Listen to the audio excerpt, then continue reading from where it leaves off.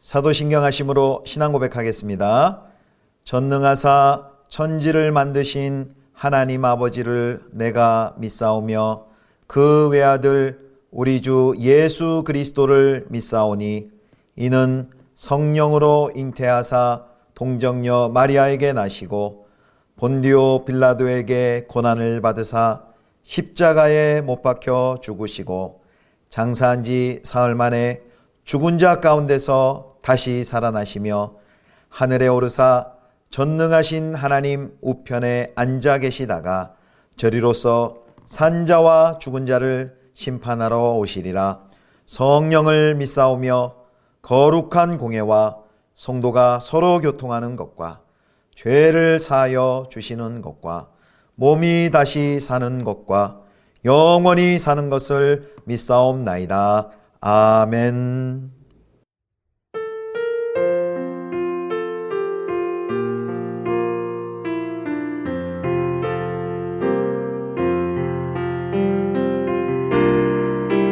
나의 갈 길 다가도록 예수 인도하시니 내 주 안에 있는 긍휼 어찌 의심하리요. 믿음으로 사는 자는 하늘 위로 받겠네. 무슨 일을 만나든지 만사형통하리라. 무슨 일을 만나든지 만사형통하리라. 나의 갈 길 다가도록 예수 인도하시니 어려운 일 당할 때도 족하는 일 주시네. 열심히 고단하고 영원 내어가려나.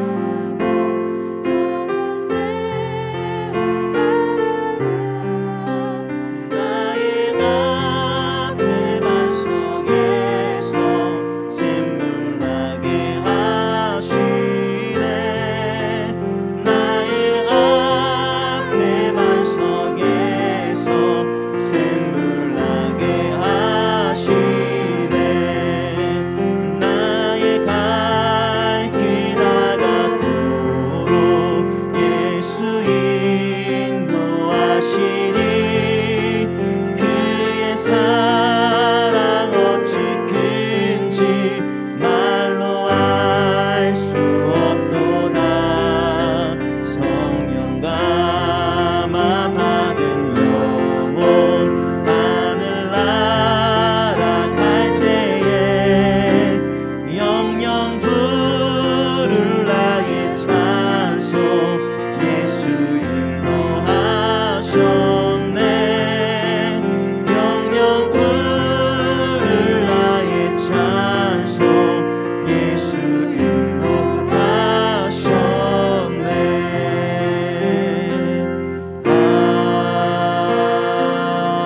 아멘.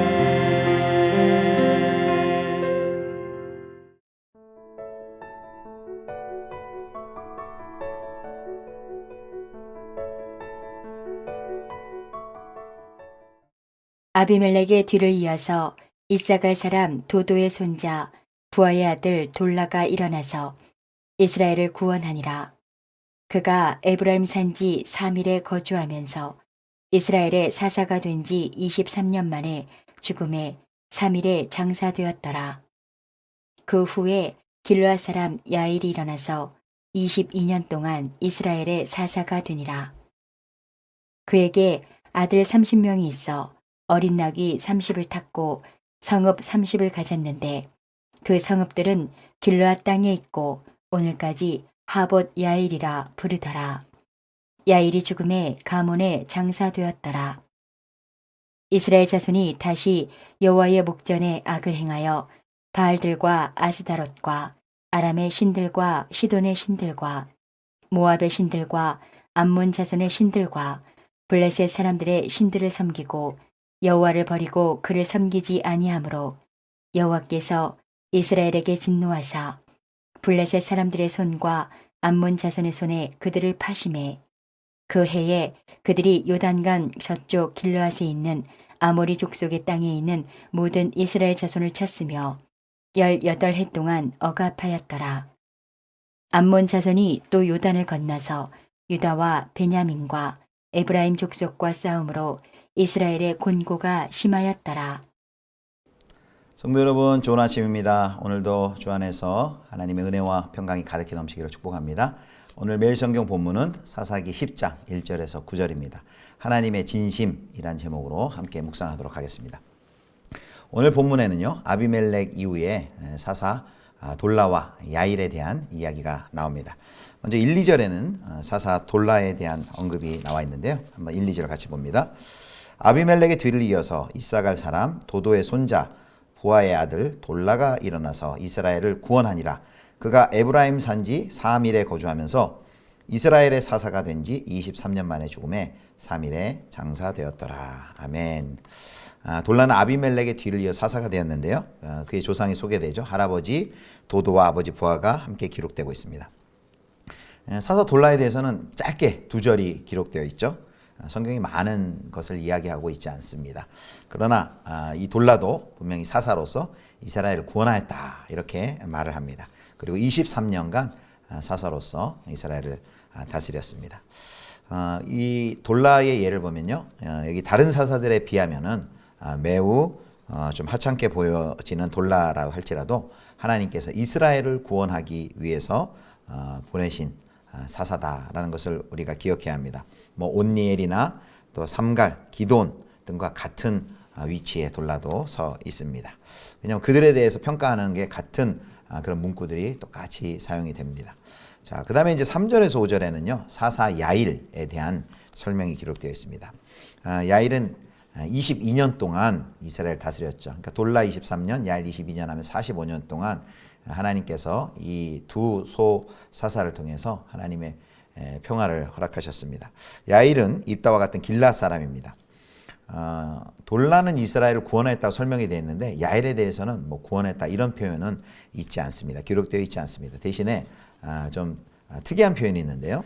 어린 나귀를 타고 다니는 30명의 아들들과 30성읍이 있었음을 알려줍니다. 이 언급은요, 조금 좀 부정적입니다. 왜냐하면 그 당시 이 나귀를 탔다라는 것은 뭐 요즘식으로 하면 뭐 에쿠스 최고급 세단을 타는 것이죠. 힘과 권위의 상징입니다. 이런 많은 자녀들이 이런 부귀를 누리는 그런 모습은요, 마치 기드온처럼 여러 부인을 두고 왕에 버금가는 부와 권세 또 지위를 누렸음을 보여주고 있습니다. 유력한 집안이 권력을 가지고 그것을 세습하는 문제가 아비멜렉이 죽으면서 끝난 것이 아님을 우리에게 보여주고 있습니다. 그래서 개인의 권세와 영화의 축적이 주를 이룬 야일의 이야기는 이스라엘 백성뿐 아니라 지도자들까지 영적으로 도덕적으로 추락하고 있음을 보여줍니다. 자, 그 다음에 이제 6절부터 이제 보겠습니다. 6절부터 이제 9절까지 보겠는데요. 이스라엘이 이 평온한 시기에 또 고질병이 돋았습니다. 그게 뭐냐면 몸이 편안해지자 다시 하나님을 잊어버리고 또 우상 숭배를 시작하는 것이죠. 자, 6절 보겠습니다. 6절. 이스라엘 자손이 다시 여호와의 목전에 악을 행하여 바알들과 아스다롯과 아람의 신들과 시돈의 신들과 모압의 신들과 암몬 자손의 신들과 블레셋 사람들의 신들을 섬기고 여호와를 버리고 그를 섬기지 아니하므로. 예, 여기 보면 쭉 그 이스라엘 백성들이 섬겼던 우상들의 목록이 쭉 나옵니다. 한참 읽었는데요. 7 목록입니다. 마치 세상의 모든 우상들을 다 불러놓은 듯합니다. 거기에서 여호와 하나님은 단순히 종교시장의 상품으로 전락해 버리고 말았습니다. 이런 신앙의 혼합적인 양상은요, 하나님을 믿는 이스라엘이 신앙이 급속도로 악화되어 가고 있고 그들이 주변 문화에 깊게 물들어가고 있는 모습을 보여줍니다. 여기 7개의 우상이 기록이 되었는데요. 마치 이 모습은 가나안 땅의 7 족속을 연상케 합니다. 하나님이 그 땅의 죄악을 더 이상 볼 수가 없어서 그들을 정복하고 물살하고 땅을 뺏으려 했던 그 7 가나안 족속을 생각해 합니다. 그런데 지금 이스라엘의 영적인 삶이 그들이 진멸시켜야 했던 그 가나안 사람들과 별반 다르지가 않습니다. 그래서요, 이런 모습은 하나님이 이들을 향해 재앙을 내리신다 하더라도 하등 이상할 것이 없다라는 점을 우리에게 암시해 주고 있습니다. 하나님께서 이들의 배역과 우상 숭배에 하나님께서 진노하셨습니다. 그래서 요단강을 기준으로 서쪽은 블레셋 사람들에게, 그리고 동쪽은 암몬 족속에게 팔아서 양쪽의 압박을 받게 합니다. 그래서 길앗 지역 요단 동편에서 약 18년 동안 압제를 당하죠. 그리고 이런 압제와 학정에 시달린 이스라엘 백성들이 이제 드디어 다시 이제 10절에 그제서 하나님께 부르짖습니다. 10절입니다. 이스라엘 자손이 여호와께 부르짖어 이르되 우리가 우리 하나님을 버리고 바알들을 섬김으로 주께 범죄하였나이다 하니, 여기 부르짖고 회개를 합니다. 특별히 그 10절에 보면은 죄 고백이 더해지죠. 주께 범죄하였나이다 라면서 죄를 고백하며 회개합니다. 이스라엘의 상황이 그만큼 어려웠다는 이야기입니다. 그런데요, 하나님이 놀랍게도 이들의 회개를 거부하십니다. 대개 이제 사사를 통해서 응답하시는데 이 경우에는요, 하나님이 직접 이스라엘 백성들에게 응답하십니다. 자, 10장 13, 14절입니다. 너희가 나를 버리고 다른 신들을 섬기니 그러므로 내가 다시는 너희를 구원하지 아니하리라. 가서 너희가 택한 신들에게 부르짖어 너희의 환난 때에 그들이 너희를 구원하게 하라 하신지라. 여기 하나님 뭐라고 하십니까? 내가 다시는 너희를 구원하지 아니하리라. 그뿐만이 아니라요, 하나님이 거듭되는 배역에 하나님이 아주 강경한 태도를 취하십니다. 너희가 그렇게 구원받고 싶으면 그래, 니들이 섬기던 그 신들에게 가서 한번 부르짖어 봐라. 그들이 너희를 구원할 것이다 라고 하나님께서 조소하십니다. 하나님 화가 많이 나셨죠. 한마디로 너희들 그렇게 섬기던 네가 그렇게 섬기던 신들한테 가서 알아봐라 라고 말합니다. 하나님은 습관적으로 회개하는 사람들을 외면하십니다. 그런데요, 여기 그들을 매몰차게 내모시는 것 같지만 사실 여기 하나님의 진심이 담겨 있는 것이죠. 그들이 말씀을 이렇게 하더라도 그들이 하나님께로, 여호와 하나님께로 돌아오기를 간절히 기다리고 계신 것이죠. 이 이스라엘 백성들은 이 하나님의 단호한 조치에 이렇게 얘기합니다. 다시금 죄를 회개하면서 오늘 구원해 달라고 매달립니다. 그러면서 신들을 지우고 여호와를 섬깁니다. 이는 우상과 신당을 만들던 자들에게는 이제 큰 변화가 일어난 것이죠. 근데 이제 문제는 이제 그렇게 회개하고 이스라엘이 쭉 그런 반복적인 패턴을 보이고 있지 않습니까? 우상을 그렇게 한번 하나님께서 용서해 주신 후에 또 평온한 시절을 거친 후에 또 다시 범죄하고 우상을 섬기는 그런 일들을 반복하는데 큰 문제가 있습니다. 자, 이들의 회개에 대해서 이제 하나님의 근심에 빠지십니다. 이게 바로 하나님의 본심이란 겁니다. 자, 15절 말씀입니다. 15절. 이스라엘 자손이 여호와께 여쭈되 우리가 범죄하였사오니 주께서 보시기에 좋은 대로 우리에게 행하시려니와 오직 주께 구하옵나니 오늘 우리를 건져내옵소서 하고, 자기 가운데에서 이방 신들을 제하여 버리고 여호와를 섬김에 여호와께서 이스라엘의 공고로 말미암아 마음에 근심하시니라. 여기 16절에 보면 마음에 근심하신다. 그 이스라엘 백성들의 그 회개하는 것을 보고 마음에 근심하신다라는 표현이 있는데요. 이 표현은 이런 것입니다. 세번역 성경에는 이제 16절에 이렇게 되어 있습니다. 그리고 그들이 자기들 가운데 있는 이방 신들을 제거하고 주님을 섬기니 주님께서 이스라엘이 겪는 고통을 보고만 계실 수 없으셨다. 차마 하나님의 백성 이스라엘이 당하는 고통을 보시고 외면하실 수 없으셨다 하는 말입니다. 어떻습니까?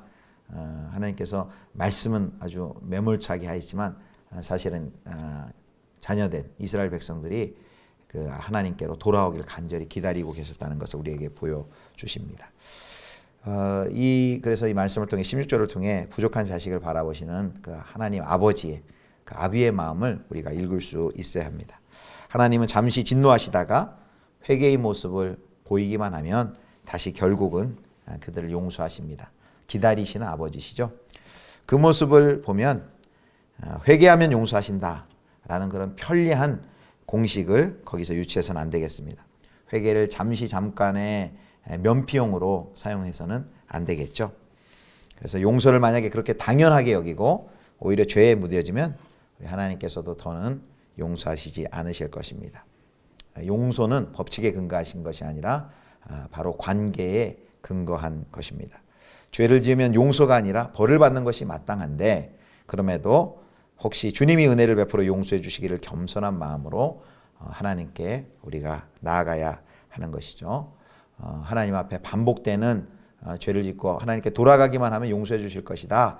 나는 뭐 무슨 죄를 줘도 상관없다. 이런 태도는 정말 구원받은 백성인가 라는 의구심을 불러일으키는 신앙의 모습입니다. 아무쪼록 기다리시는 하나님 아버지를 늘 기억하면서 하나님 앞에 우리의 잘못과 죄를 회개하고 주님께로 늘 돌아가는 저희 모두가 될 수 있기를 주님의 이름으로 축복합니다. 기도하겠습니다. 하나님 아버지, 반복하여 죄를 짓는 저희를 긍휼히 여겨주시고 그 죄를 슬퍼하며 단호하게 끊을 수 있는 힘과 의지를 우리에게 내려 주옵소서. 우리의 믿음이 제자리에 있지 않고 날마다 넓어지고 또 깊어질 수 있도록 우리를 도와주시옵소서. 감사드리며 우리 구주 예수 그리스도의 이름으로 기도드립니다. 아멘. 주님 가르쳐 주신 기도하겠습니다. 하늘에 계신 우리 아버지여, 이름이 거룩히 여김을 받으시오며 나라의 임하옵시며 뜻이 하늘에서 이룬 것 같이 땅에서도 이루어지이다. 오늘날 우리에게 일용할 양식을 주옵시고 우리가 우리에게 죄 지은 자를 사하여 준 것 같이 우리 죄를 사하여 주옵시고 우리를 시험에 들게 하지 마옵시고 다만 악에서 구하옵소서. 대개 나라와 권세와 영광이 아버지께 영원히 있사옵나이다. 아멘.